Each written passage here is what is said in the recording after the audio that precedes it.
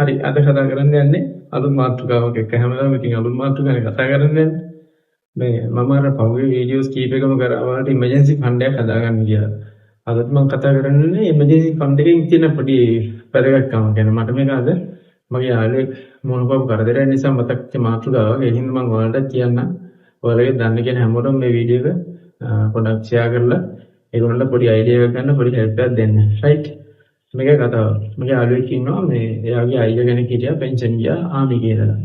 ඊට පස්සේ ආමි කියලා පෙන්ෂන් ගියන් පස්සේ එයාගේ තාත්තා ගොඩක් අසනීප වුණා. දැන් මෙයා පෙන්ෂන් ගියපු ගමන්ම මෙයාට පෙන්ෂන් වැටුප ලැබෙන්නේ නැහැ. ආමි ගියේදී අවුරුදු 20ක් 22ක් එක දිගට මාසිකව පඩි ලබා ගත්ත මෙයාගේ යාළුවගේ අයියා එකපාරට පෙන්ෂන් එක හම්බෙනකම් කිසිම ආදායමක් නැතුණු. දැන් මගේ තාත්තා ප්‍රශ්නීය වෙලා. හැබැයි මේක පවුලේ තව සහෝදර කීප දෙනෙක් ඉන්නවා. ඒගොල්ලෝ ඔක්කොම උදව් කරනවා තාත්තගේ අසනීපෙට බෙහෙත් කරන්න. හැබැයි මේ ආමි කියලා පෙන්ෂන් ගෙපු මේ මගේ යාළුවගේ අයියට මොකක් කර කියා ගන්න දෙයක් නැහැ. ඇයි එහෙම වුනේ යාට?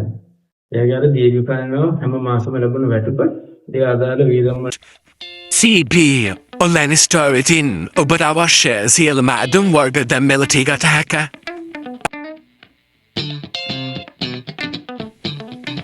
Ladies t-shirt, handbags,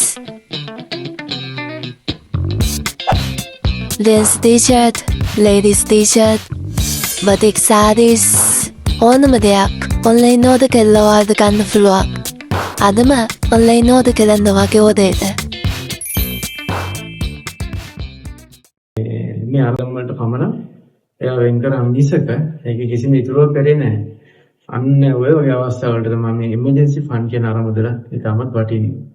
හරිද? මේ උදාහරණයෙන් ඔයා ජීවිතේට හොඳ පාඩමක් ඉගෙන ගන්න. දැන් අර අපි කියපු විදිහට ඉමර්ජන්සි ෆන්ඩ් එකක් හදාගෙන ආවනම් ඇත්තටම මේ වගේ අවස්ථාවකදී එයා පෙන්ෂන් ගිහලා එයාගේ පෙන්ෂන් වැටුප මාස 4ක් 5ක් 6ක් හෝ 7ක් ගිහලා නැවත ලැබෙනකම් පෙන්ෂන් වැටුප අරියසයන් සමග ලැබෙනවා. නමුත් මේ මාස 6 යද්දී කිසිම ආදායමක් නැතුව කොහොමද ජීවත් වෙන්නේ?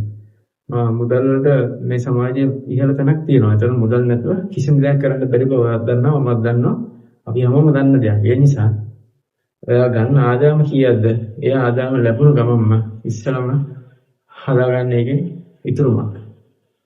මේ ඉතුරුම හදාගන්න නැති තාක්කල් ඔයාලට කවදාවත් ඉමර්ජන්සි ෆන්ඩ් එකක් හදාගන්න බෑ.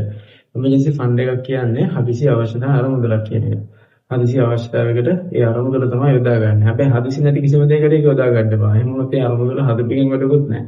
එතකොට මේ හදිසි අවශ්‍යතාවය කියන්නේ මොකද? දැන් වර හැම මාසෙම වැටුපක් ලැබෙන ජොබ් එකක් කර ඉඳලා හදිසියට වගේ රස්සාවක් නැතිලා තවත් රස්සාවක් හොයාගන්න ඔයාලට මාසයක් දෙකක් තුනක් හතරක් විතර කාලයක් යන්න පුළුවන්.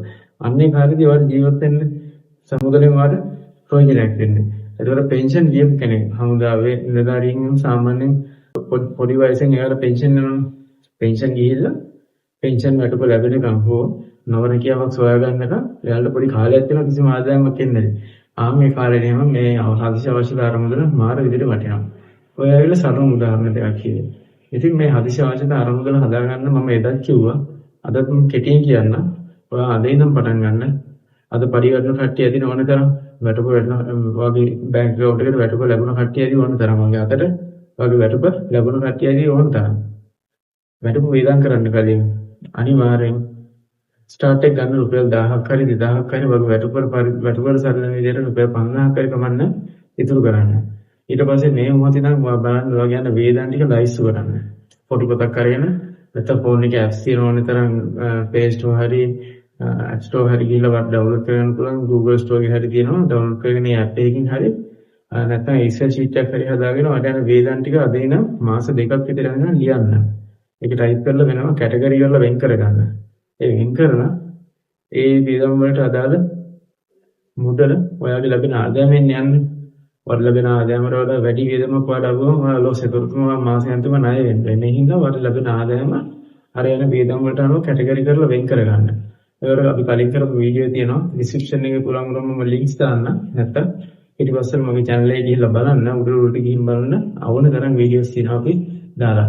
අන්න ඒ විදිහට හදිසි අවශ්‍යතාව අරමුදලක් හදාගන්න ඉතුරුම් කරන් යන්න. ඒ අතරේදී අනිවාර්යෙන් ඔයාගේ වේදම් ටික ලයිස්තුගත කරලා මාස දෙකක් විතර වේදම් ටික එකතු කරලා බලන්න වෙනම කැටගරි කරලා ප්‍රවාහන වලට අනිවාර්යෙන් වේදම් කළ යුතු ලයිට් බිල්, වතුර බිල්, ටෙලිෆෝන් බිල්, ඒතර ක්ලාස් ෆීස් තියෙනවා නම් ඒවා ස්කූල් වෑන් වලට ගෙවන්න තියෙනවා නම් ඒවා අනිවාර්යෙන් කරන්න ඕනේ වань. ඒකවල ගෙදර දොර ගන්න ඕනේ මාසිකට හරියන බඩු මුට්ටු ගන්න ඒවා. ඒ වේදන් ටික කොච්චර ඒවට යන එකතු බලන්නේ.